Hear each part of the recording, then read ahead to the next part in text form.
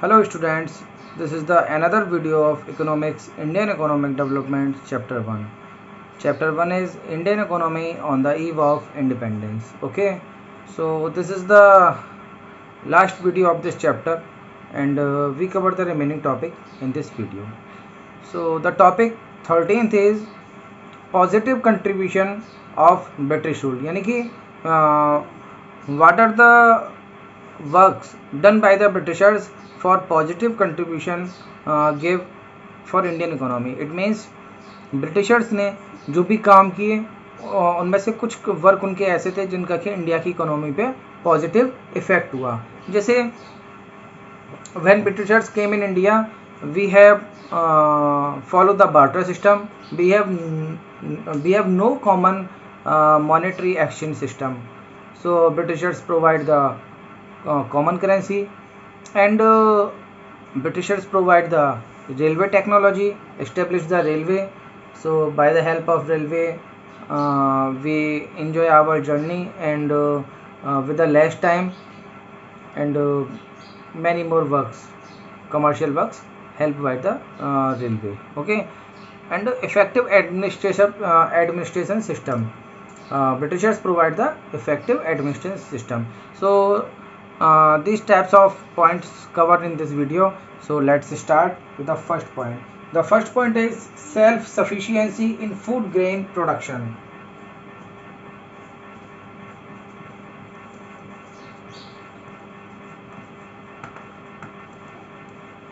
Self-sufficiency in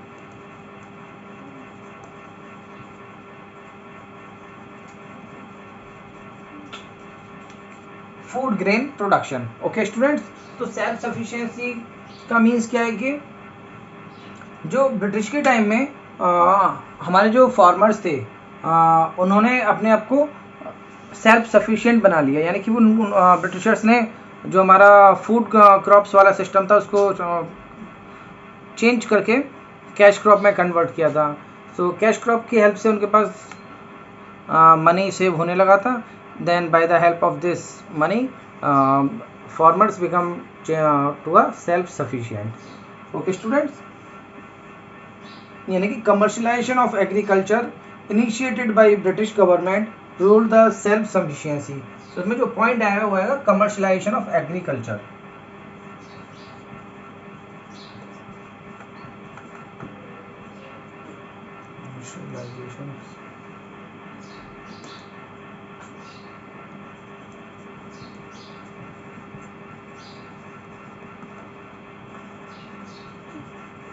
commercialisation of agriculture. Okay, यानी कि self sufficiency food और ग्रेन प्रोडक्शन में जो मेन की वर्ड है वो है आपका commercialisation of agriculture. Bye the help of commercialisation of agriculture most of farmers have the savings, especially of big farmers have lots of savings. The commercialization of agriculture system, more profits earned by the big farmers. Okay, and the second point is better means of transportation.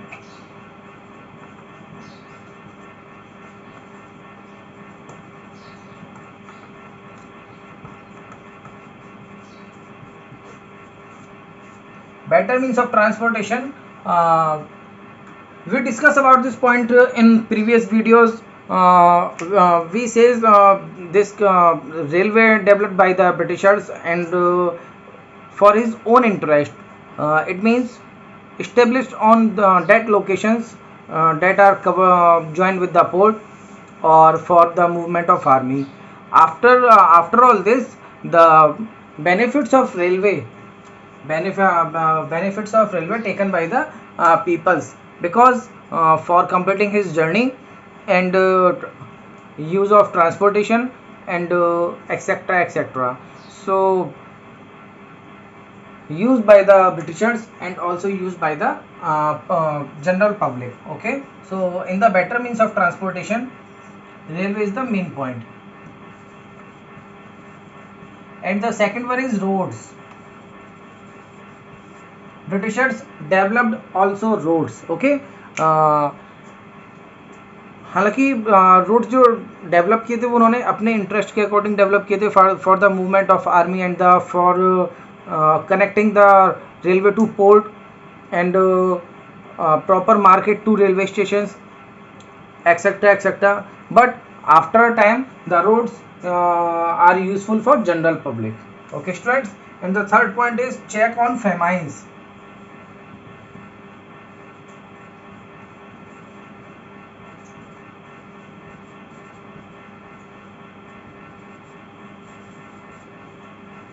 Check on famines. Okay, the means of check of famines is this.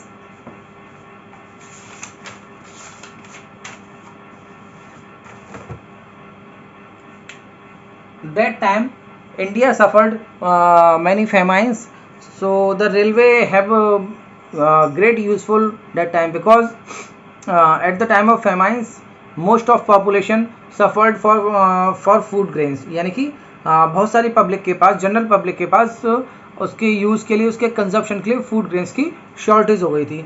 So that time by the help of railway, government use railway as a transportation to provide the food grains especially affected location. यानी कि जो location ज़्यादा affected थी famine से, जहाँ पर food grains की shortage थी, उस टाइम रेलवे का यूज़ किया, क्योंकि रेलवे का जो यूज़ है वो एज अ रैपिड ट्रांसपोर्ट है, यानी कि रेलवे की स्पीड काफ़ी फास्ट है. So by the help of railway government provide the food grains on that locations. Next है shift to monetary economy.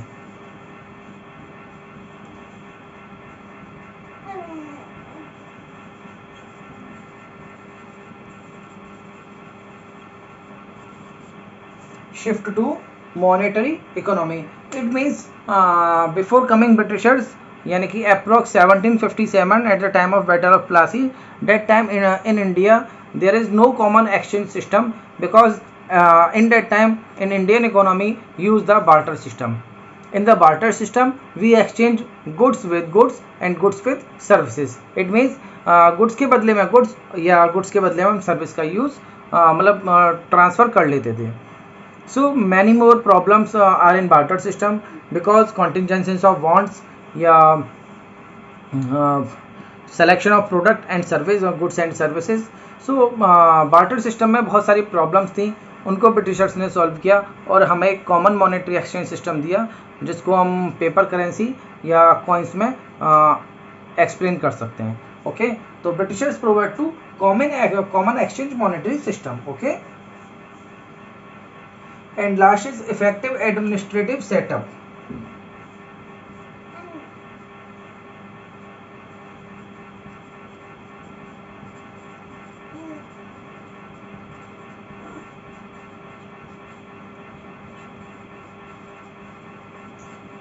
Effective administrative setup यानी कि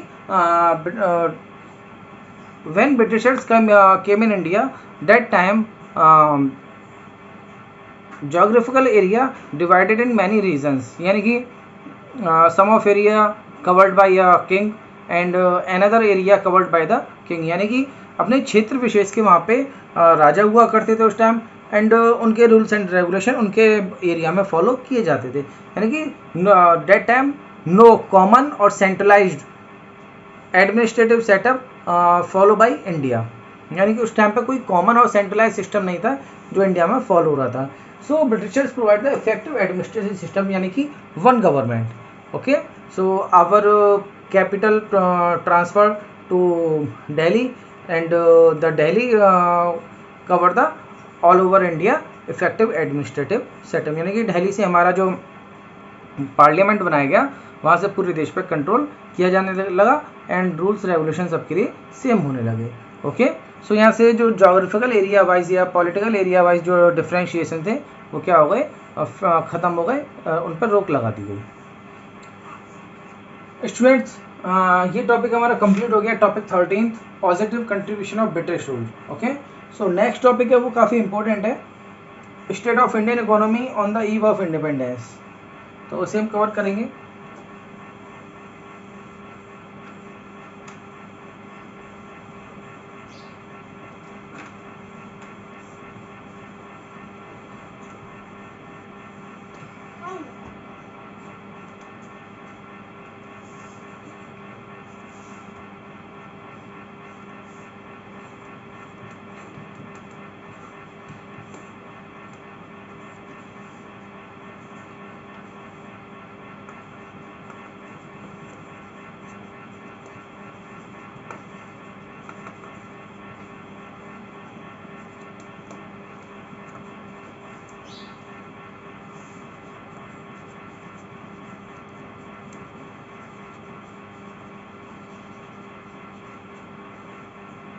state of Indian economy on the eve of independence.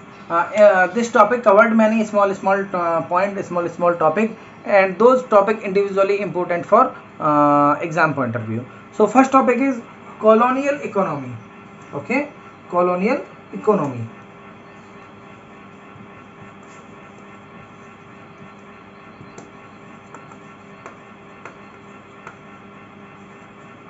The means of colonial economy is this: colonial explosion in a long history spread over nearly approx 200 year, यानी कि India के अंदर जो colonial period था वो 200 years का माना जा रहा है. सो इस टाइम पीरियड में ब्रिटिशर्स ह्यूज ड्रेन, यानी कि ब्रिटिशर्स ने बहुत ज़्यादा ड्रेन किया the wealth of India and use the Indian economy as a feeder economy. British rule resulted in a huge drain of wealth from India in order to facilitating growing British industry with the supply of raw material from India. यानी कि India से raw material को supply करके Britain ले जाया गया, वहाँ पे उनकी इंडस्ट्रीज़ को उस रॉ मटेरियल से रन किया गया, ऑपरेट किया गया, एंड वहाँ पे वैल्यू ऐड की गई. आफ्टर डैट वो फाइनल गुड्स इंडिया और इंडिया जैसी कंट्रीज़ में सेल आउट किया गया. They also encourage commercialisation of Indian agriculture to transform Indian economy into British economy. यानी कि उन्होंने इंडिया की एग्रीकल्चर का कमर्शलाइजेशन करने की कोशिश की और किया भी. The impact of British colonial policy was deep in India. यानी कि इंडिया के ऊपर ये ब्रिटिश की जो पॉलिसी थी उनका बहुत गहरा प्रभाव हुआ eight the time of independence, यानी कि इंडिपेंडेंस के टाइम पे. तो ओवरऑल हम इस पॉइंट में कह सकते हैं कॉलोनियल इकोनॉमी में at the this economy have the time period approx 200 year. Okay, इसमें लिख सकते हैं colonial economy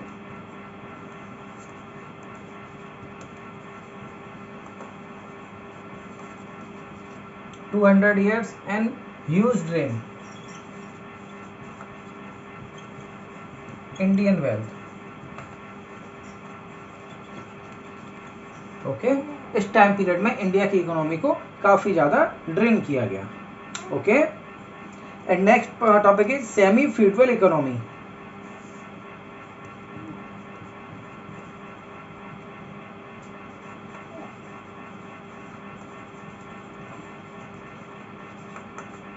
semi feudal economy. जो सेमी फ्यूडल इकोनॉमी है उसका मीन्स होता है अर्थ सामंतवादी अर्थव्यवस्था. यानी कि इसका मतलब है सेमी फ्यूडल इकोनॉमी का the land settlement system gave birth on feudal relationship between landlord and tenants. The landlord used to charge very high rate of tax that is lagaan and are very cruel for the cultivators. यानी कि जो जमींदार था वो बहुत regardless तरीके से, cruel तरीके से लगान को कलेक्ट करता था और उनके लिए कोई भी फैसिलिटीज़ प्रोवाइड नहीं करता था. अगर वो लगान पे नहीं कर रहे थे तो उनसे ज़मीन के जमींदार राइट्स छीन लेता था. तो सेमी फ्यूडल इकोनॉमी हो गई. इस टाइम पे जो हुआ वो हमारी इकोनॉमी 2 पार्ट्स में डिवाइड हो गई, जो कि प्रॉब्लम आज तक चली आ रही है. Some of persons are very poor and rest of are very rich. Okay, The establishment of modern industries led to creation 2 classes, capitalists and laborists. तो इसमें जो पॉइंट आते हैं वो पहला पॉइंट इसका ये बनेगा इंट्रोडक्शन ऑफ फ्यूडल सिस्टम.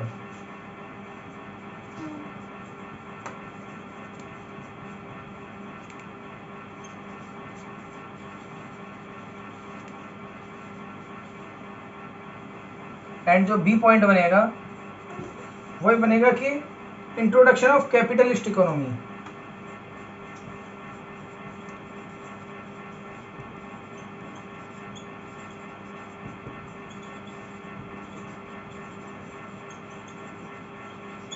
और कैपिटलिस्ट इकोनॉमी को उन्होंने 2 पार्ट्स में डिवाइड किया, कैपिटलिस्ट एंड लेबरर्स.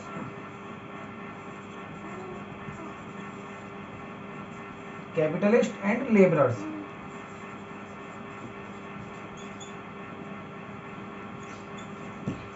यानी कि हमारी इकोनॉमी में 2 टाइप्स के पर्सन जनरेट हुए. एक तो कैपिटलिस्ट पर्सन जिनके पास कैपिटल है, पैसा है, और दूसरे लेबरर यानी कि जो लेबर का काम करते हैं. यानी कि लेबर वाले पर्सन्स की जो लाइफ स्टाइल है या जो लिविंग स्टैंडर्ड्स है वो काफ़ी डाउन है. And the rest of are capitalist they are lots of source that is money. यानी कि इनके पास बहुत सारे सोर्स हैं और इनके पास काफ़ी मनी है, तो ये अपना लग्जूरियस लाइफ को स्पेंड कर रहे थे. तो ये किस वजह से पैदा हुआ? ये सेमी फ्यूडल इकोनॉमी की वजह से पैदा हुआ. इंट्रोडक्शन ऑफ फ्यूडल सिस्टम पैदा हुआ. यानी कि फ्यूडल सिस्टम में क्या है कि लगान वगैरह आ गए, जिसकी वजह से कुछ लोग बहुत गरीब होते चले गए, उन्होंने अपनी ज़मीन भी खो दी, और कुछ लोग बहुत पैसे वाले होते चले गए। ओके स्टूडेंट्स, थर्ड है स्टेगनेंट इकोनॉमी। ये काफ़ी पॉपुलर पॉइंट है, कई बार एग्जामिनेशन में पूछ लिया गया है स्टेगनेंट इकोनॉमी क्या होता है।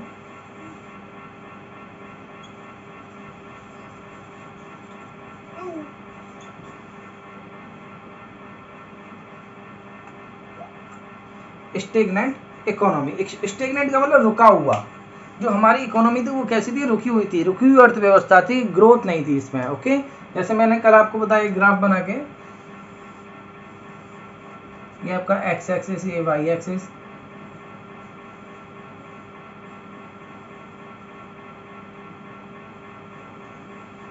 बहुत कम ग्रोथ हो रही है जो कि हम इस पर मेजर नहीं कर पा रहे हैं। ओके, देखिए एक ग्रोथ तो ये होती है, ये ग्रोथ मानी जाएगी, बट इंडिया के अंदर ऐसी कोई ग्रोथ देखने को नहीं मिल रही थी, ग्रोथ बस इतनी सी देखने को मिल रही थी। तो स्टेगनेंट इकोनॉमी है, रुकी हुई व्यवस्था, अर्थव्यवस्था है। और इस वक्त हमारे यहाँ जो था, जो हमारी जीडीपी थी लगभग लेस देन 2% की ग्रोथ से इंक्रीज हो रही थी। ओके, उस वक्त जो हमारी जीडीपी थी लेस देन 2% की ग्रोथ से इंक्रीज हो रही थी। देखें, a stagnant economy is one which is growing at a very low rate. On the eve of independence, Indian economy was a stagnant economy. As country's growth of aggregate real output during this first half of 20th century was less than 2%, यानी कि जो उसका output था वो कितना था, 2% से भी कम। Growing per capita income output was only just 0.5%, per capita output जो था 0.5% था। ओके, अब इसके बाद जो हमारा फोर्थ पॉइंट होगा वो होगा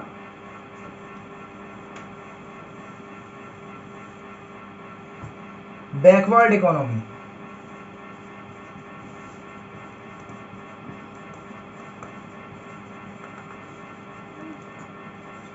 बैकवर्ड मीन इज दैट पिछड़ी हुई अर्थव्यवस्था। बैकवर्ड इकोनॉमी मतलब use the traditional method and follow the very poor method. So backward economy क्यों थी? There is many reasons by the side of Britishers. They do not provide any inventions, innovative ideas, resources, but collect the huge rate of lagan and tax, and use Indian economy as a feeder economy, and they do not want to establish any industry in India. Okay, so बहुत सारे reason है जिसकी वजह से हमारी India की economy backward economy थी। Okay, कह सकते हैं low level of productivity,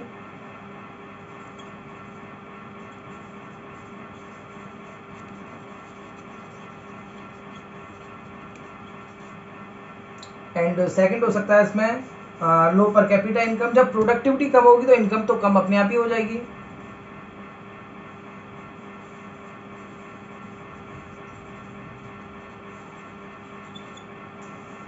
third is traditional method of agriculture.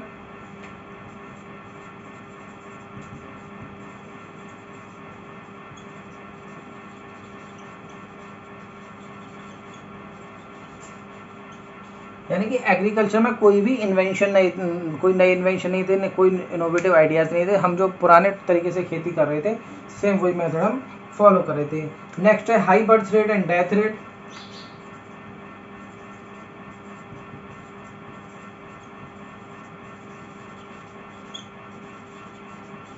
यानी कि बर्थ रेट भी ज़्यादा था एंड हमारे यहाँ डेथ रेट भी ज़्यादा था। ओके, तो दोनों ही प्रॉब्लमेटिक है। ज़्यादा बर्थ होने से हमारे इकोनॉमी के रिसोर्सेज डिवाइड होने लगेंगे, इकोनॉमी पे बर्डन बढ़ेगा।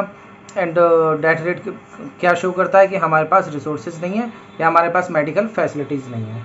ओके स्टूडेंट्स, एंड लास्ट है मास इलिटरेसी।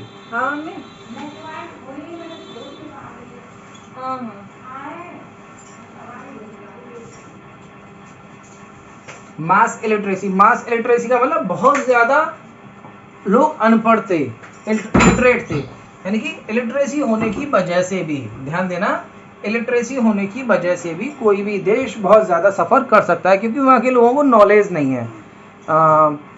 जब नॉलेज नहीं होगी तो क्या होगा, नुकसान होगा। यानी कि वो कोई नई इन्वेंशन नहीं कर पाएंगे, इनोवेटिव आइडियाज़ का यूज़ नहीं कर पाएंगे, अपनी स्कैर्सिटी को सेट नहीं कर पाएंगे, उसको इफेक्टिव यूज़ नहीं कर पाएंगे, या अवेलेबल रिसोर्सेज से बहुत अच्छा प्रोडक्शन नहीं कर पाएंगे। सो इलिटरेसी किसी भी इकोनॉमी के लिए बहुत ज़्यादा हार्मफुल है, बहुत ही ज़्यादा हार्मफुल है। ओके, सो इंडिया में स्पेशली इलिटरेसी वुमेंस के केस में ज़्यादा थी, तब भी ज़्यादा थी, अब थोड़ी अच्छी हो गई है, पर मैन के केस में तो अभी वुमेंस की इलिटरेसी ज़्यादा है। ओके स्टूडेंट्स, एंड नेक्स्ट है डिप्लेटेड और डेप्रिशिएटेड इकोनॉमी। इनको आप थोड़ा अच्छे से पढ़ लेना, इंपॉर्टेंट पॉइंट है बैकवर्ड इकोनॉमी। नेक्स्ट है हमारा डिप्लेटेड या depreciated.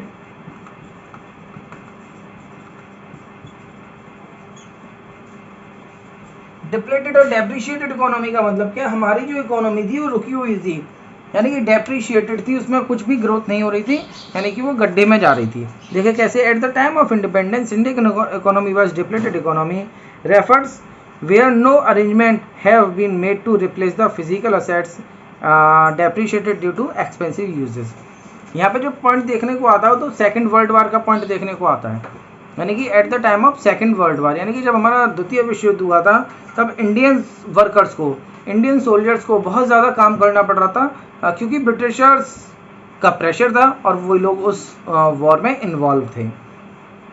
Okay, during the second world war Indian industries had to work beyond their capacity. उनको अपनी कैपेसिटी से भी ऊपर जाके काम करना पड़ रहा था, to meet increase demand of plant machinery equipment etcetera for the war. यानी कि युद्ध के लिए, लड़ाई के लिए उनको क्या करना पड़ रहा था, अपनी कैपेसिटी से ऊपर जाके प्लांट मशीनरी इक्विपमेंट को काम करना पड़ रहा था। However British rules did not make any arrangement, और इतना सब कुछ होने पे भी ब्रिटिशर्स ने कोई खास अरेंजमेंट नहीं किया जिससे कि इंडियन वर्कर्स अच्छे से काम कर पाएँ। वही घिसी पिटी पुरानी मशीनों से इंडियंस को काम करना पड़ रहा था, और ब्रिटिशर्स का प्रेशर था, उन्हें लड़ाई लड़नी थी, उन्हें युद्ध लड़ने थे, वॉर फाइट करने थे, उसके लिए इंडियंस को उन्होंने वहाँ पे एज अ मशीनरी की तरह यूज़ किया और काफ़ी काम कराया उनसे। ओके, तो हमारी जो इकोनॉमी थी डिप्लेटेड या डेप्रिशिएटेड इकोनॉमी बोली जा सकती है। Okay students, next topic is amputated economy. Amputated economy का मीन्स है कि विभाजित अर्थव्यवस्था, बटी हुई, यानी कि divided economy. So Britishers follow the divide and rule. Okay, Britishers follow the divide and rule.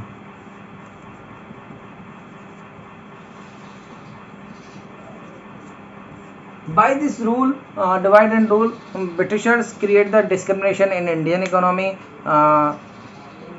and achieve his interest, यानी कि उन्होंने अपना तो फ़ायदा कर लिया और इंडिया की इकोनॉमी को उन्होंने डिवाइड कर दिया।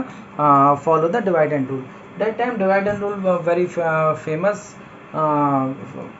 So after a time, eight the time of independence, finally India divided in 2 countries. Okay, Pakistan and India. Okay,